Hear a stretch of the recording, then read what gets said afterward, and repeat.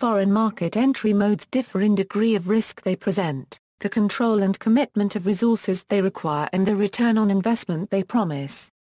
There are two major types of entry modes, equity and non-equity modes. The non-equity modes category includes export and contractual agreements. The equity modes category includes joint venture and wholly owned subsidiaries. Exporting is the process of selling of goods and services produced in one country to other countries. There are two types of exporting, direct and indirect. Direct exports represent the most basic mode of exporting made by a company, capitalizing on economies of scale and production concentrated in the home country and affording better control over distribution. Direct export works the best if the volumes are small. Large volumes of export may trigger protectionism. The main characteristic of direct export's entry model is that there are no intermediaries. Passive exports represent the treating and filling overseas orders like domestic orders. Types: sales representatives. Sales representatives represent foreign suppliers' manufacturers in their local markets for an established commission on sales. Provide support services to a manufacturer regarding local advertising, local sales presentations, customs clearance formalities, legal requirements. Manufacturers of highly technical services or products such as production machinery, benefit the most from sales representation. Importing distributors purchase product in their own right and resell it in their local markets to wholesalers, retailers, or both.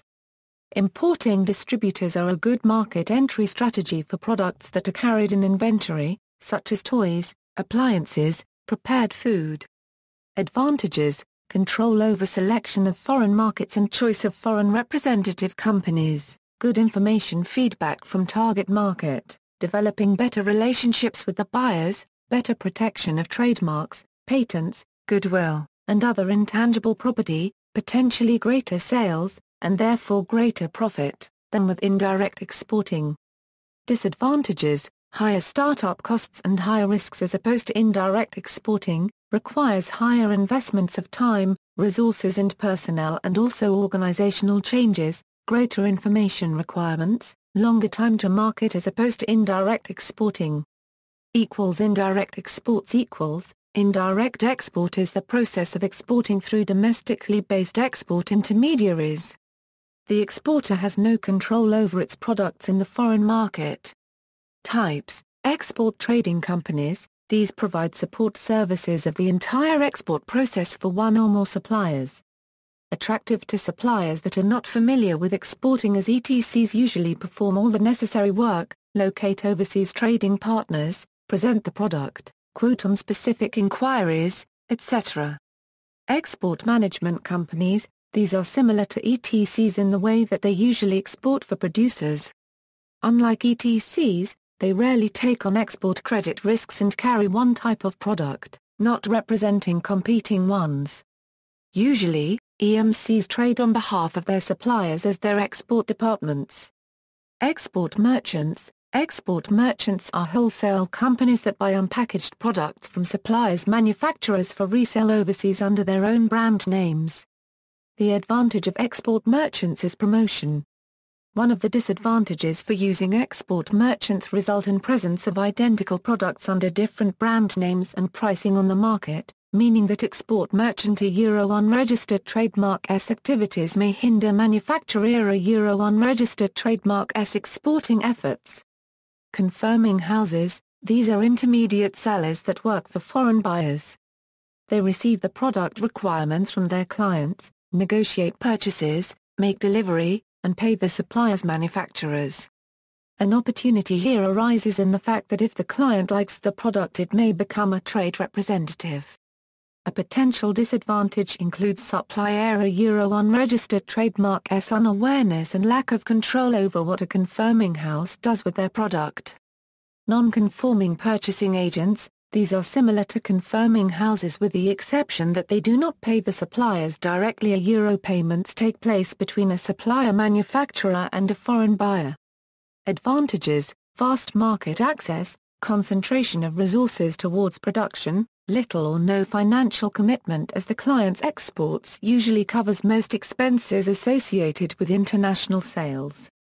Low risk exists for companies who consider their domestic market to be more important and for companies that are still developing their R&D, marketing, and sales strategies.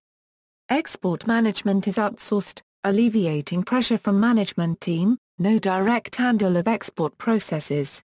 Disadvantages: little or no control over distribution, sales, marketing, etc. as opposed to direct exporting, wrong choice of distributor, and by effect, market, may lead to inadequate market feedback affecting the international success of the company, potentially lower sales as compared to direct exporting. Export partners that incorrectly select a specific distributor market may hinder a firm's functional ability. Those companies that seriously consider international markets as a crucial part of their success would likely consider direct exporting as the market entry tool. Indirect exporting is preferred by companies who would want to avoid financial risk as a threat to their other goals. Licensing: an international licensing agreement allows foreign firms either exclusively or non-exclusively to manufacture, appropriate or a Euro unregistered trademark as product for a fixed term in a specific market. Summarizing: in this foreign market entry mode, a licensor in the home country makes limited rights or resources available to the licensee in the host country. The rights or resources may include patents, trademarks, managerial skills, technology, and others that can make it possible for the licensee to manufacture and sell in the host country a similar product to the one the licensor has already been producing and selling in the home country without requiring the licensor to open a new operation overseas. The licensor earnings usually take forms of one-time payments, technical fees and royalty payments usually calculated as a percentage of sales. As in this mode of entry, the transference of knowledge between the parental company and the licensee is strongly present. The decision of making an international license agreement depend on the respect the host government show for intellectual property and on the ability of the licensor to choose the right partners and avoid them to compete in each other market. Licensing is a relatively flexible work agreement that can be customized to fit the needs and interests of both licensor and licensee.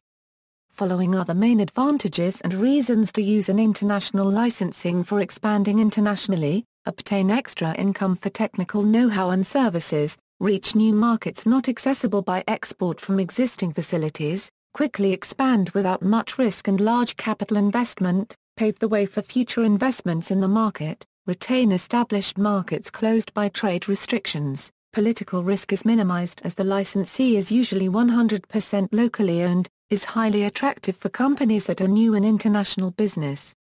On the other hand, international licensing is a foreign market entry mode that presents some disadvantages and reasons why companies should not use it as: lower income than in other entry modes, loss of control of the licensee manufacture and marketing operations and practices leading to loss of quality, risk of having the trademark and reputation ruined by an incompetent partner. The foreign partner can also become a competitor by selling its production in places where the parental company is already in.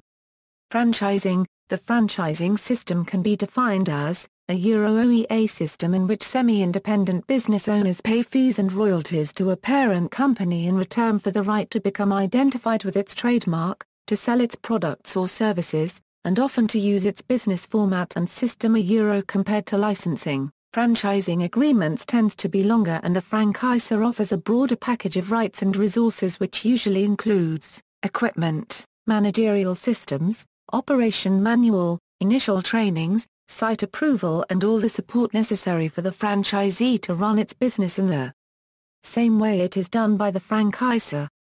In addition to that, while a licensing agreement involves things such as intellectual property, trade secrets and others, while in franchising it is limited to trademarks and operating know-how of the business.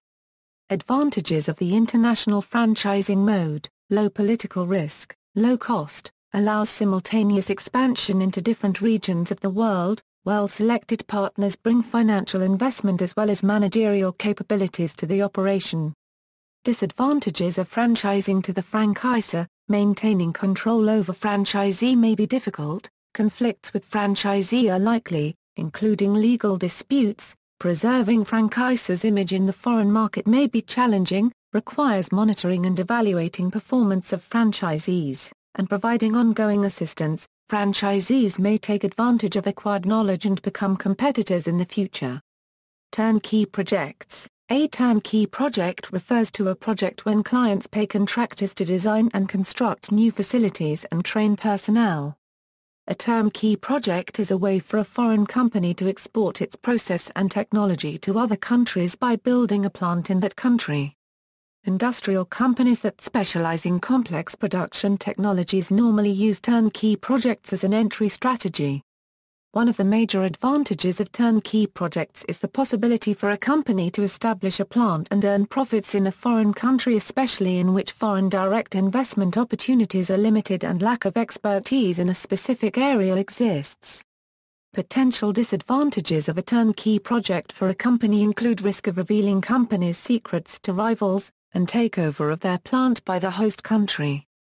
Entering a market with a turnkey project can prove that a company has no long-term interest in the country, which can become a disadvantage if the country proves to be the main market for the output of the exported process.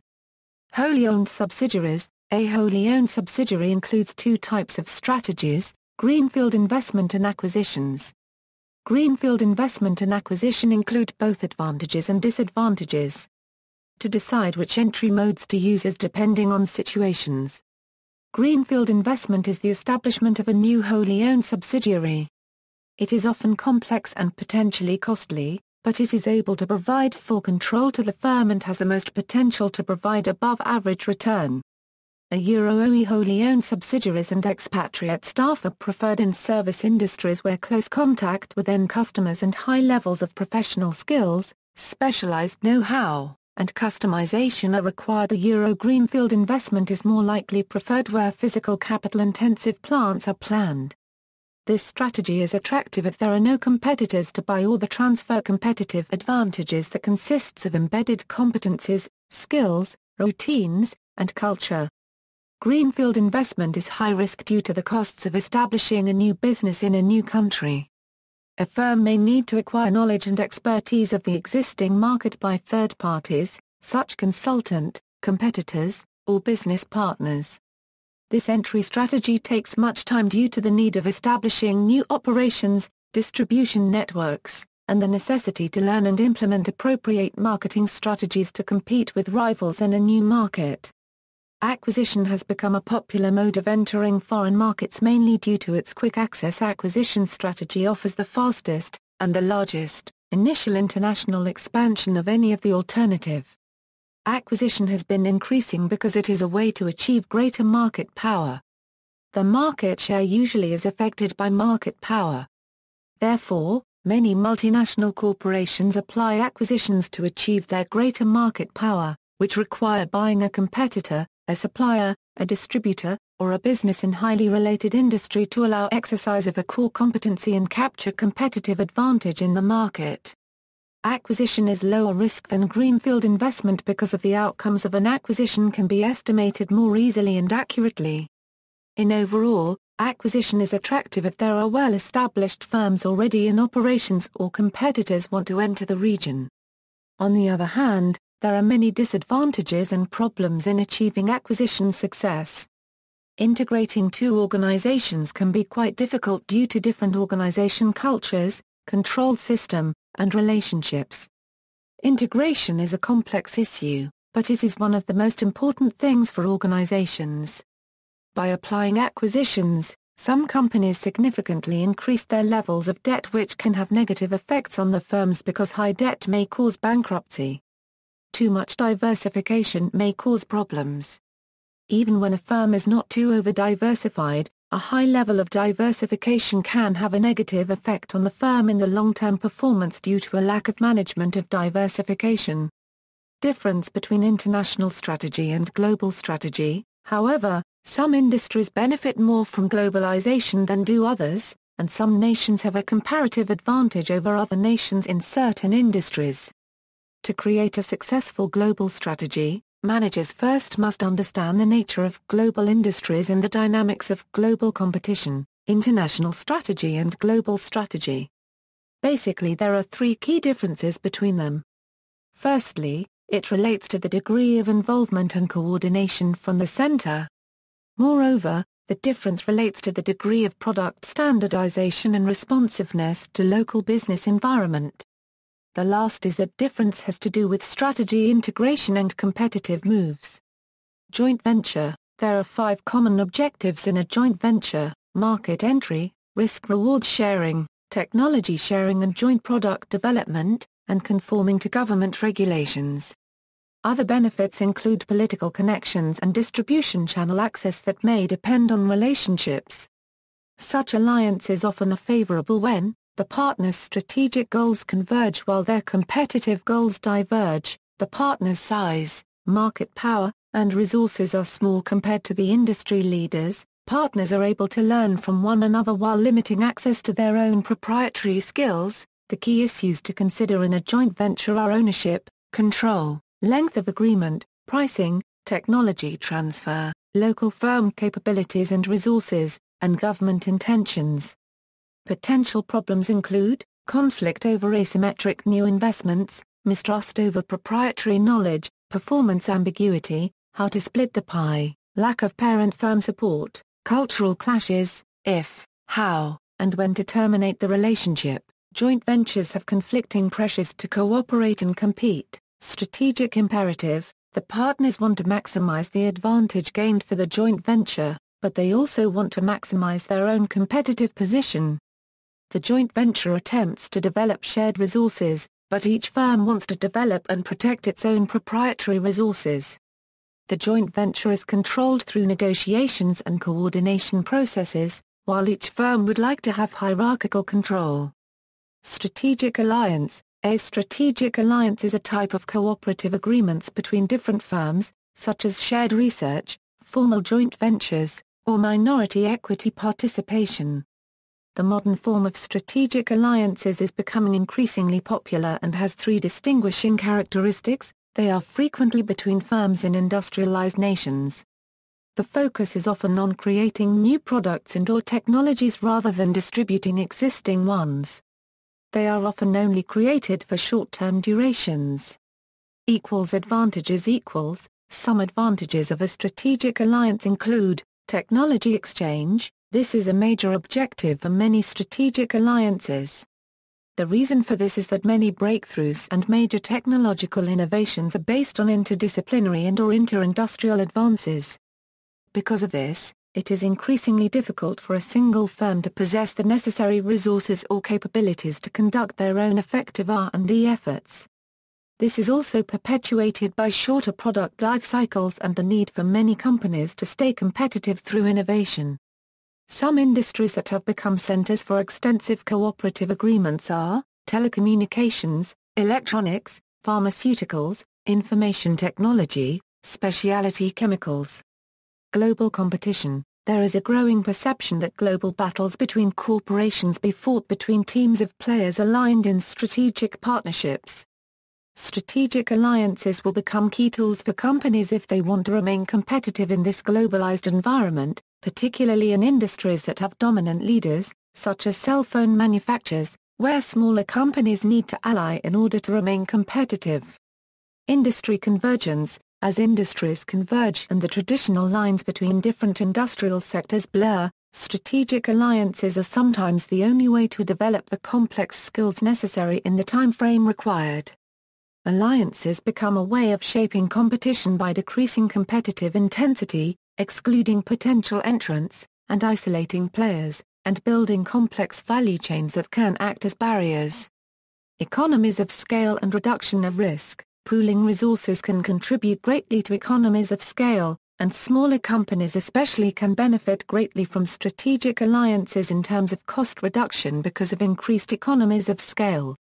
In terms on risk reduction, in strategic alliances no one firm bears the full risk and cost of a joint activity.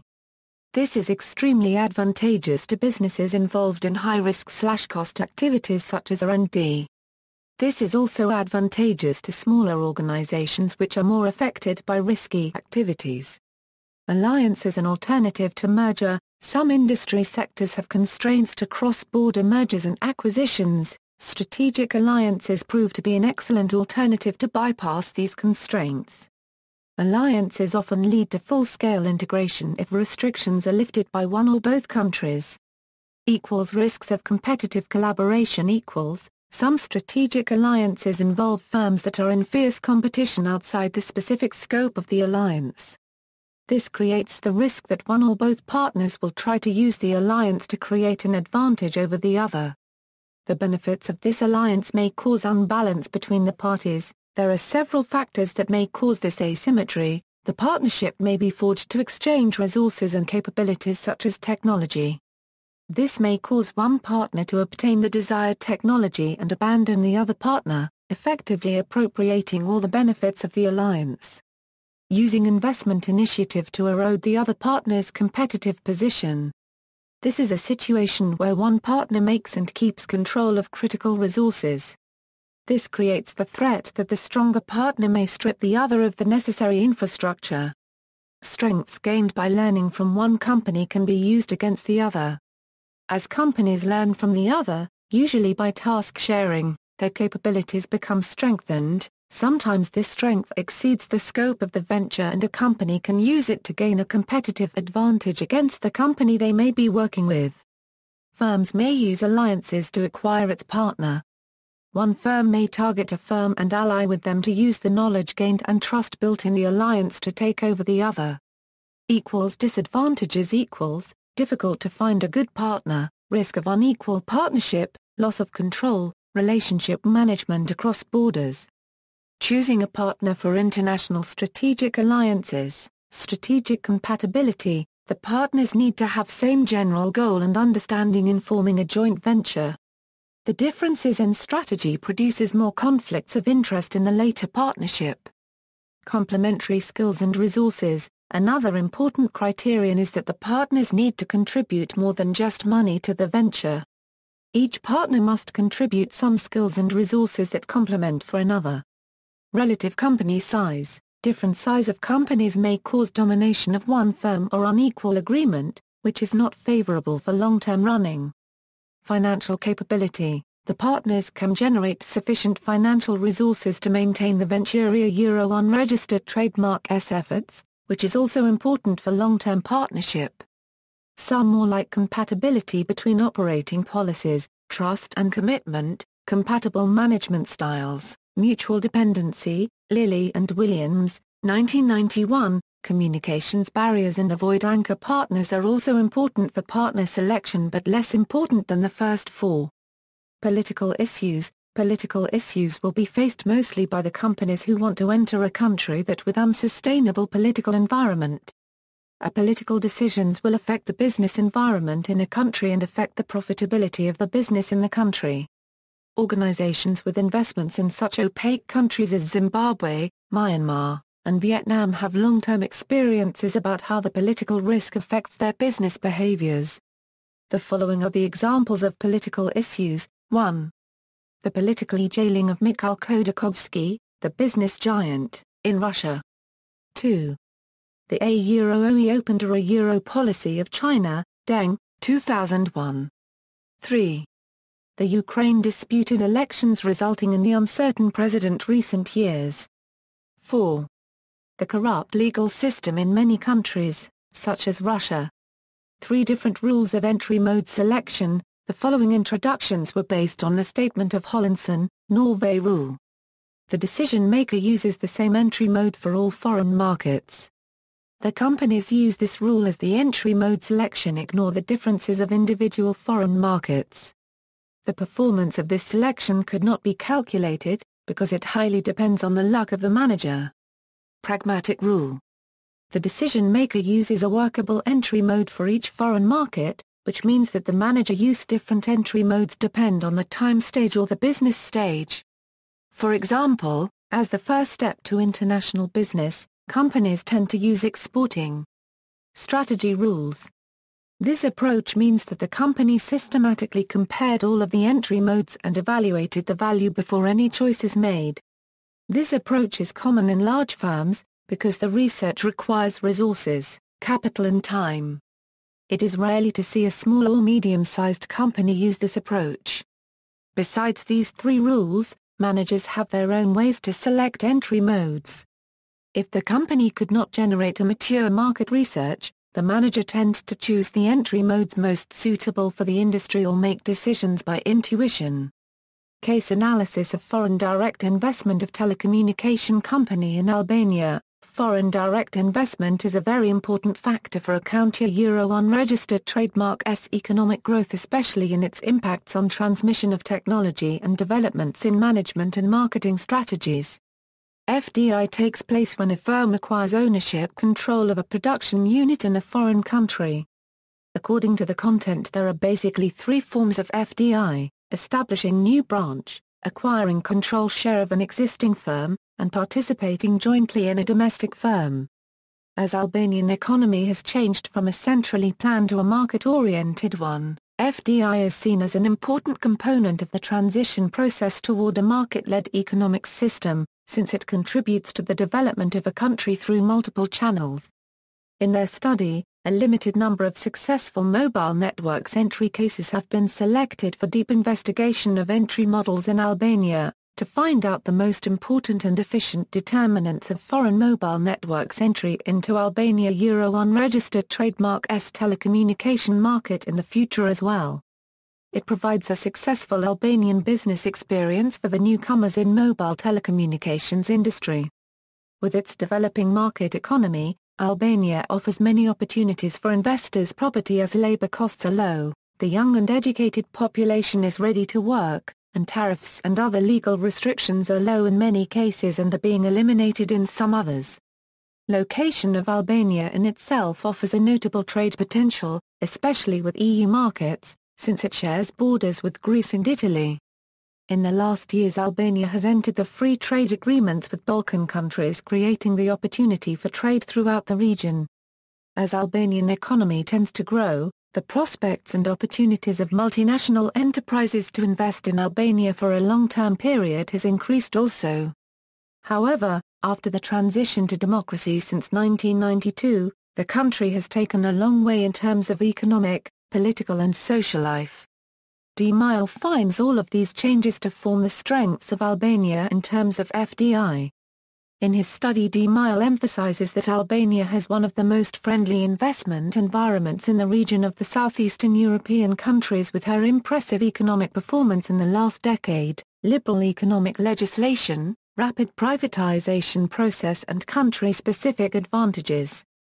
By taking into account all of these factors, the aim of this study is to offer a new perspective by the case studies of foreign telecommunications companies, which form the majority of MNEs in this field, by finding the most significant determinants before entering into Albania, with a successful entry strategy and crucial consideration of FDI in Albania. It is crucially important to find the determinants and factors that affect multinational firms when deciding on their entry modes, in order to successfully compete in the Albanian mobile telecoms industry. There are 4 operators in these industries. 2 of the leading firms expand rapidly in Albania by utilizing successful and aggressive entry strategies, and the other ones are new entries in Albanian market. Lin emphasizes that the evaluation of the entry mode ESA Euro unregistered trademark determinants is better to be applied in some main theories and models such as transaction cost theory, eclectic theory and internationalization model, which serve as theoretical foundation in these kind of studies, where host country condition, political and economic context, and organization capabilities are important factors and require major consideration. References. Further reading.